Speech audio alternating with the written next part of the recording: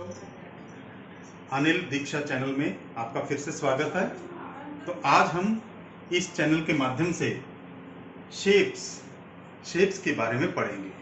तो शेप्स आकृतियां क्या क्या होती हैं, हम यहाँ पर विभिन्न प्रकार की आकृतियों के बारे में पढ़ेंगे। समझ गए बच्चों? आकृतियां तुमने देखी होंगी। आकृतियां देखो विभिन्न प्रकार की यहाँ पर दिखाई गई है, जैसे कि क्लोज्ड जो बंद आकृति है, दूसरी तरफ ओपन भी है और थ्रेड भी है।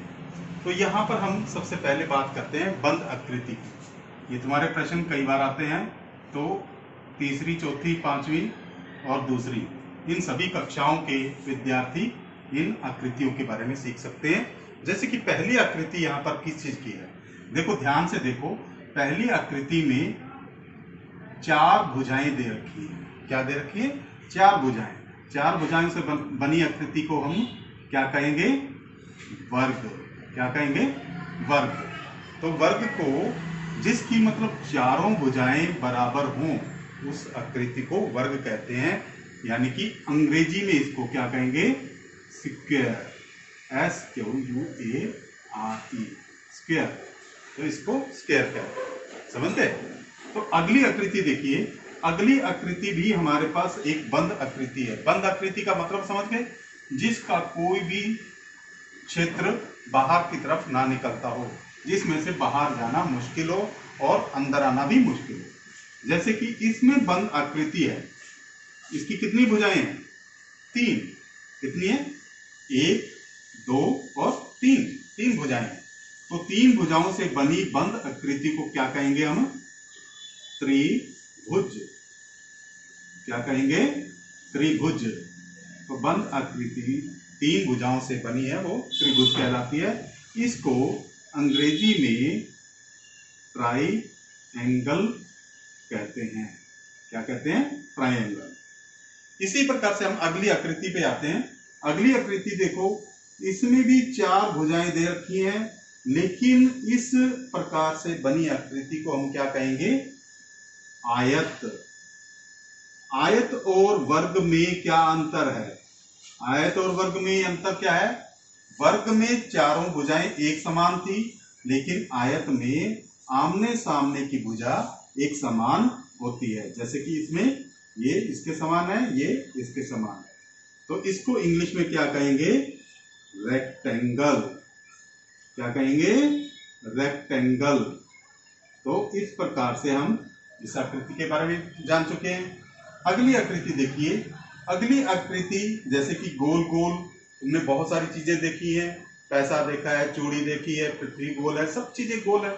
जो गोल है उस आकृति में देखिए, इस गोल आकृति को हम क्या कहेंगे? वृत्त। क्या कहेंगे? वृत्त कहते हैं। और अंग्रेजी में इसको सर्कल कहेंगे। क्या कहेंगे? सर्कल। तो इस प्रकार से ये बंद आकृति इस प्रकार से भी हो सकती है। अगली आकृति देखिए। इसके अंदर भी ये भी एक बंद आकृति है। तो इसमें कितनी भुजाएं हैं? कुल 6 भुजाएं हैं।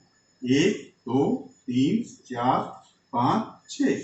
तो 6 भुजाओं से बनी एक बंद आकृति को हम क्या कहेंगे? क्या कहेंगे?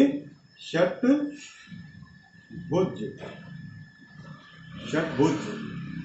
6 भुजाओं से बनी आकृति, यानी कि अंग्रेजी में इसको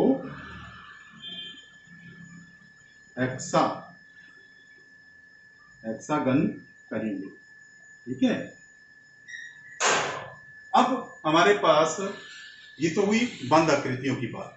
अब हम बात करते हैं जो खुली आकृतियां होती हैं। दूसरी तरफ हम बात करते हैं खुली आकृतियां। अब तुम्हें पता लग जाएगा कि बंद और खुली में अंतर क्या है। देखो, बंद में चारों भुजाएं बंद थी।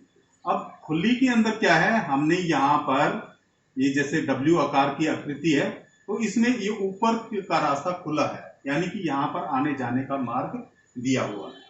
तो इस प्रकार से इस आकृति को, W आकार की आकृति जो है वो खुली आकृति कहलाएगी। और ये देखो उससे अगली आकृति में भी क्या है? एक घुमावदार एक स्पाइरल बना हुआ है, तो इस प्रकार की आकृति भी यहाँ से जाने का मार्ग होता है, तो वो आकृति क्या कहलाती है? खुली आकृति।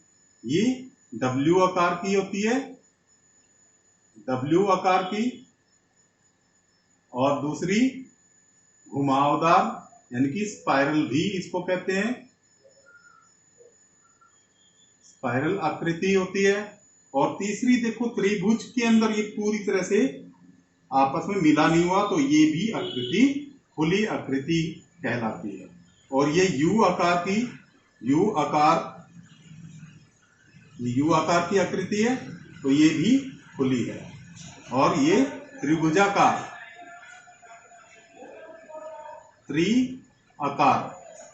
और त्रिभुजाकार इसमें जो है ऊपर से खुला है, ऊपर से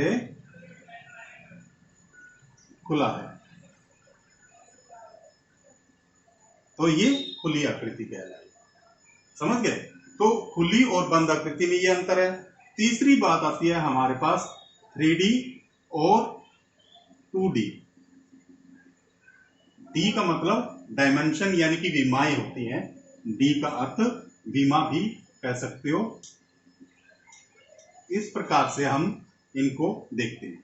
देखो पहली आकृति जो है हमने यहां पर कौन सी ड्रॉ की है? ये है एक बंद डिब्बे की आकृति। ये बंद डिब्बे की आकृति जो है वो इस तरह से दिखाई देती है कि जिसमें मतलब सारे एंगल दिखाई दे रहे हो, सारी विमाएं दिखाई दे रही हो। इसमें कुल कितनी साइड है, कितनी भुजाएं दिखाई दे रही हैं तुम्हें? कुल 8 और 4 12। इसमें कुल 12 भुजाएं हैं।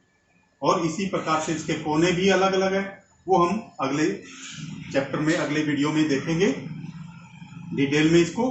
और इसी प्रकार से ये किसकी आकृति है? घन की आकृति। क्या कहलाएगी? घन की। क्योंकि घन हमने क्यों कहा? घन की आकृति में चारों भुजाएं समान है, एक वर्ग से घन बनता है। इसको इंग्लिश में क्यूब कहा जाता है। क्या कहते हैं? क्यूब। इसी प्रकार से अगला कौन सा है? शंकु। शंकु ये 2D है, क्योंकि इसमें पीछे का क्षेत्र जो है वो नहीं दिखाया गया, सिर्फ एक विमा जो है वो अलग से दिखाई गई है। 2D आकृति में ये शंकु कहलाएगा। इसको इंग्लिश में क्या कहेंगे? कोन। इसी प्रकार से अगली आकृति भी है, वो भी 2D दिखाई गई है। तो इसमें देखिए ये किस चीज की आकृति है? एक सिलेंडर की, या फिर बेलन, हिंदी में क्या कहेंगे? बेलन की आकृति, और इंग्लिश में इसको सिलेंडर कहेंगे। तो इस प्रकार से हम 2D और 3D आकृतियों का भी ज्ञान अर्जित करते हैं। तो यह हमने आज बच्चों शेप्स के बारे में ज्ञान लिया, और इसमें क्लोज्ड, ओपन और 3D और 2D आकृतियों को पढ़ा। समझ गए बच्चों? ठीक है, तो ये सबने करके देखो। Thank you children. Please share, like and comments my video.